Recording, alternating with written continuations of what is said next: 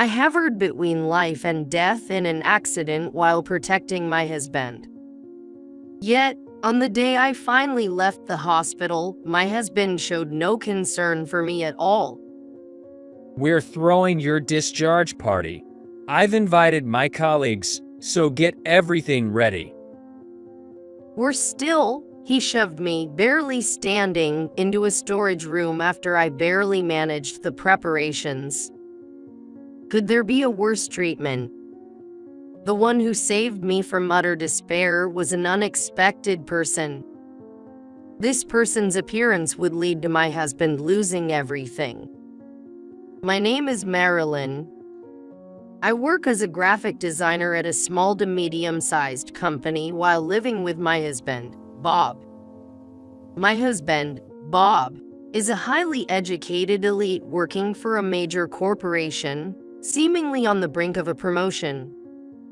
He's been extremely busy lately with his regular work and preparing for a promotion exam, and I've been handling most of the household chores to support him. I've recently started to receive recognition at my job as a graphic designer at a small to medium-sized company, feeling fulfilled yet busy. Unable to ask him to share household duties as I watch him work on his days off, one day we decided to go for a walk for a change of scenery. The weather was pleasant, and as we casually strolled through our neighborhood, chatting about nothing in particular and heading home, the accident occurred. Passing by a construction site for a new mansion, suddenly a loud crash came from above. Looking up, I saw a steel beam being hoisted up, coming right towards us. "Bob, watch out." Instinctively, I pushed my husband away. As he landed with a shocked expression, I was crushed under the falling steel beam. My husband, his face pale, shouted my name, but the intense pain was too much, and I lost consciousness. When I regained consciousness, I found myself in a hospital bed. After being crushed by the steel beam, I was urgently transported to the hospital by ambulance and underwent surgery, narrowly surviving. Although my life was not in danger, I sustained numerous injuries throughout my body. The most severe was to my left arm, which was in such a bad state that amputation was the only option. It seems the falling steel beam had struck my left hand directly, and it was beyond fixing, resulting in the amputation of my arm below the elbow. Hearing this from the doctor, I was stunned and speechless. My husband, with a pained expression and tears in his eyes, apologized to me. "It's my fault. I'm so sorry. It's because you shielded me that your arm." Despite his apology, I was speechless, spending some time in a daze.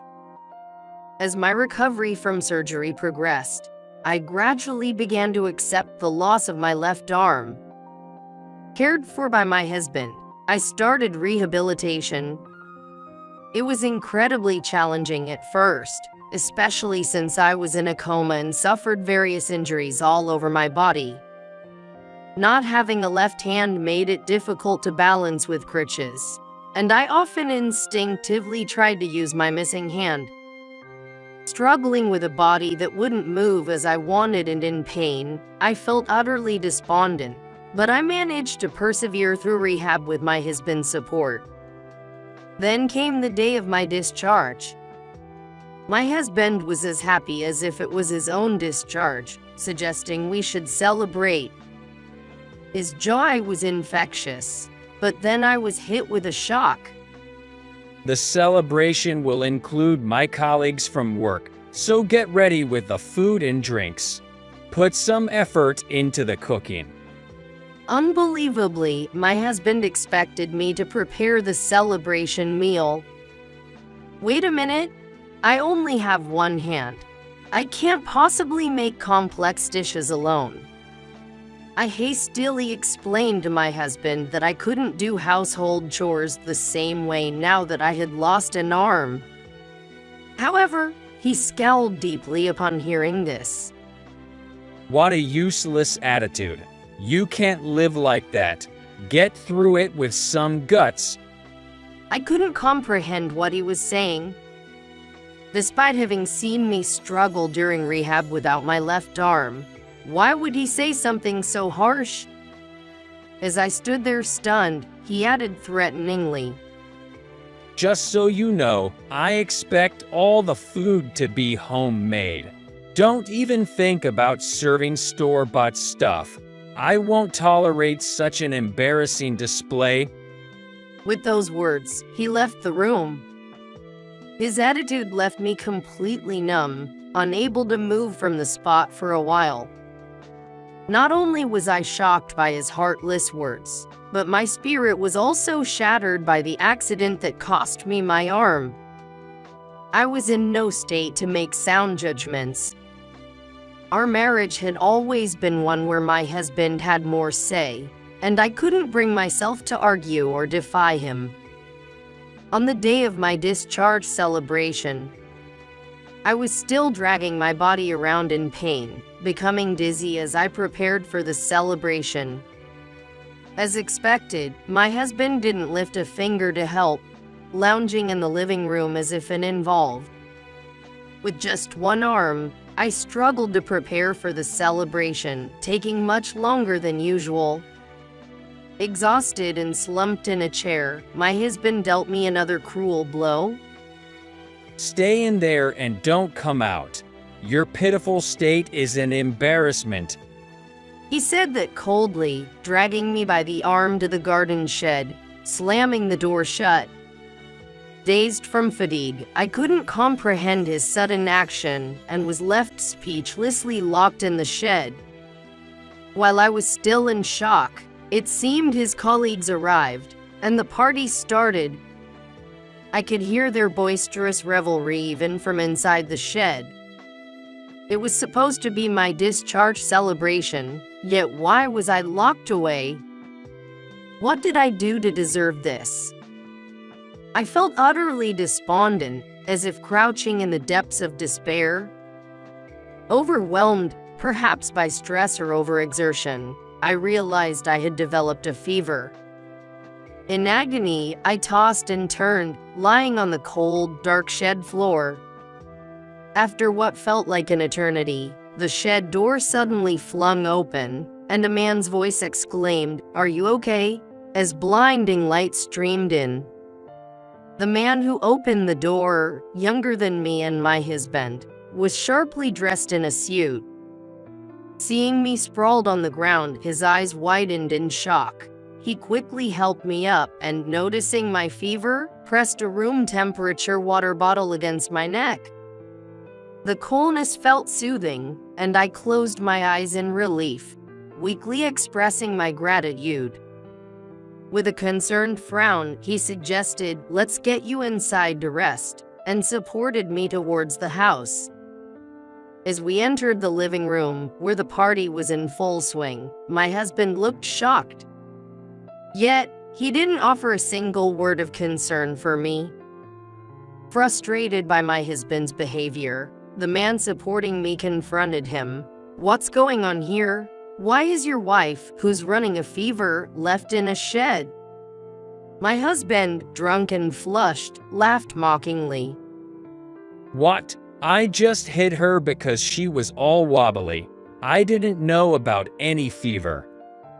Seeing my husband's lack of concern, my heart shattered. Who are you anyway? A new guy? My husband grumbled disdainfully, but I was too stunned to understand who he was addressing. The man supporting me yelled, "Enough!" How can you neglect your family like this? I can't believe someone like you is part of our company. And to think you'll be under my supervision soon. It's disheartening. His words left everyone, including my husband and his colleagues, dumbfounded. Then he revealed a shocking truth. He was the soon-to-be president, having worked at our overseas branch for years. Next month, he was to transfer to our local head office, directly supervising my husband's department. Only a few, like the current president, knew of him as he had just returned from abroad. He explained he had come to briefly visit the wife of an employee who had suffered a serious injury. But instead, I found moaning from the shed and discovered the guest of honor collapsed inside. What an appalling treatment for a wife who protected you at the cost of her arm. As his identity as the future president became clear, my husband's face was drained of color. Stammering, he tried to defend himself. No, she just chose to rest in the shed. I didn't tell her to. Fed up, I finally exploded. Enough. You pushed all the preparation on me, lounging around without lifting a finger. Then you shoved me in the shed, saying I was an embarrassment. Stop treating me like a fool. Driven by anger, I tearfully revealed the cruel treatment I had endured from my husband. This caused an uproar among his colleagues who had been watching the exchange between my husband and the future president in confusion. They angrily asked, "What do you mean?" Apparently, my husband had been misleading his colleagues about my absence during the celebration, saying, "She's just stepped out for a bit, and I think she'll be back soon." We thought it was strange you weren't around, but to think you were locked in a shed, and to burden a convalescing wife with all the preparations. How could you do such a terrible thing? Despite being condemned by everyone present, my husband refused to admit his guilt and defiantly tried to justify his actions. Marilyn has always been good at household chores, so I thought it was cruel not to help her get back to normal as soon as possible. I decided to push her a bit for rehab, thinking it's for her own good, out of kindness. I was so angry at his selfish reasoning that I couldn't say a word. In my stead, the incoming CEO glared at him sharply and pointed out, You may not know this, but she is an extremely talented graphic designer. Surely, her abilities are not limited to just household chores, right? As it turns out, the company I work for is a subsidiary of my husband's company. Somehow, the incoming CEO knew about my work performance. Being unexpectedly praised for my work, I momentarily forgot my anger towards my husband and felt happy. However, my husband seemed jealous that I was being praised and belittled me, referencing my injury. Even if you say that, with only one hand, she can no longer work, right? It's all just past glory now. Everyone present looked at my husband with contempt as he continued to belittle me. I had completely lost all affection for him and didn't want anything to do with him anymore. I finally spoke up. That's enough. I want a divorce. I wondered why I had ever saved such a person. Why did I have to suffer a severe injury in his place? Feeling a sense of emptiness, I asked him for a divorce. My husband, seemingly unable to comprehend my words, stood there with his mouth and eyes wide open. Leaving him behind, the incoming CEO took my hand and said warmly, "Please rely on me if there's anything I can do to help." My husband's colleagues consoled and encouraged me, and before I knew it, he had vanished from the scene. Our divorce was finalized without issue. Backed by testimonies from the incoming CEO and colleagues, I claimed compensation for the mental anguish caused by my ex-husband. The lawyer, fully supporting me, ensured the process went smoothly. When my injury healed, I was called to discuss my future work. With one arm gone, I knew I couldn't work the same way as before, bracing myself for a potential resignation. But to my surprise, both my boss and the incoming CEO were waiting. The CEO, aware of my abilities, offered me a job as a graphic designer within the Disabled Employment Program. Your work is truly remarkable. It's a pity to lose you just because of the disability. Would you please continue contributing to our company within your capabilities? Touched by his sincerity, I accepted the offer. My colleagues treated me the same, without overbearing concerns. They assigned me manageable tasks, allowing for a smooth return to work.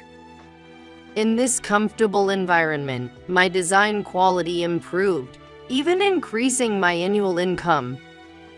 Though the injury and disability weren't fortunate, the outcome was more than satisfying. I live each day with fulfillment, treasuring every moment. Meanwhile, my ex-husband, infamous for his actions, became disliked by almost everyone at his workplace. Eventually sidelined, he quietly resigned. I have no knowledge of his whereabouts or doings now.